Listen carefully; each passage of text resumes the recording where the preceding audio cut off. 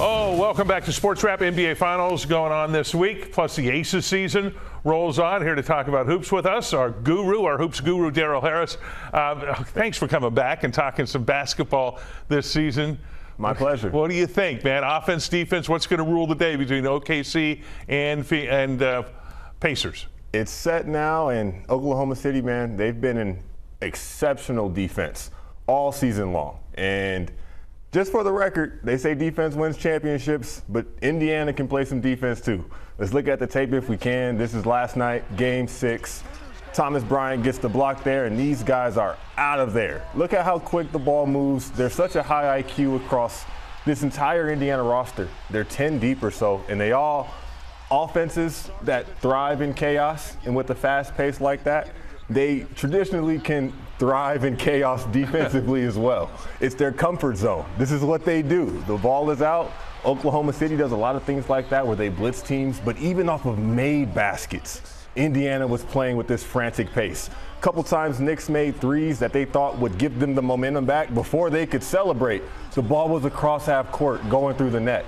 Halliburton, he's a maestro, man. He's got this team cooking, whereas Oklahoma City really just swarmed Anthony Edwards and the teams that they faced prior to that, even Nikola Jokic, they had success against. That's not the same with Halliburton. He moves the ball. The ball's going to move. It's going to find all these guys.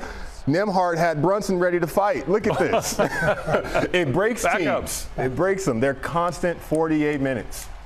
And this right here was the exclamation mark. Look at that. A rainbow. Bombs away. Halliburton, his dad's in the crowd going crazy. Writing off this Indiana team would be a mistake. That happened in round 1 against Milwaukee, round 2 against Boston, not Boston, pardon me, but in round 3 again, it would be a mistake to do so in the finals.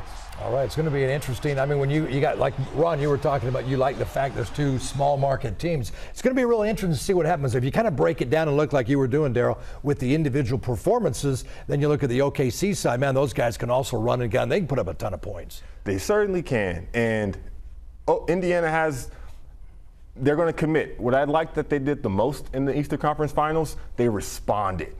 They lost Game 3 at home. Really a letdown. They got New York's fan base back into it, talking about, oh, Knicks in 7, we're going to come back. What they do Game 4, Tyrese Halliburton, incredible performance, triple-double, no turnovers. They won by double digits. They lost Game 5, another must-win elimination game for the Knicks. What did they do in Game 6? Exceptional effort. Guys were going down. They were getting hurt. It didn't matter. And which is really important as well, one of these head coaches in the finals has a championship under their belt already. And that'd be Rick Carlisle. Yeah, Carlisle. And that was an exceptional run as well with the Dallas Mavericks. They beat the Lakers, they beat the Spurs, they beat the old Thunder, and then they beat the Miami Heat with LeBron James and D. Wade.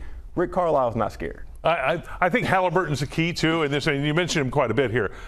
First saw him play live here against the Lakers in the NBA Cup. They didn't win it that year, 2 years ago when they had the Cup here, but they were in the finals with him. And I watched him play 2 games here in town, and I thought, no, this Halliburton guy is for real and fun to watch. By the way, he's a player that I will watch. Steph Curry's that sort of player that you just watch to Jokic. He's a player that I'll watch just to watch. He's one of those guys. He certainly is, and this is going to sound like a hot take. I don't mean it to be that clickbaity, but is he better than Shai Gilgeous-Alexander? I'm not saying that. But is he doing more with less right now that has his team back in the finals? That argument can be made. And I'm glad that you referenced the NBA Cup because last season the Pacers were under the radar, under everybody's attention. Yeah.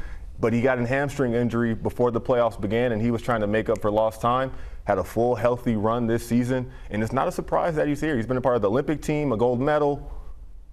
They're ready to play battle. Oklahoma City's the favorite. They've been exceptional. They have the MVP.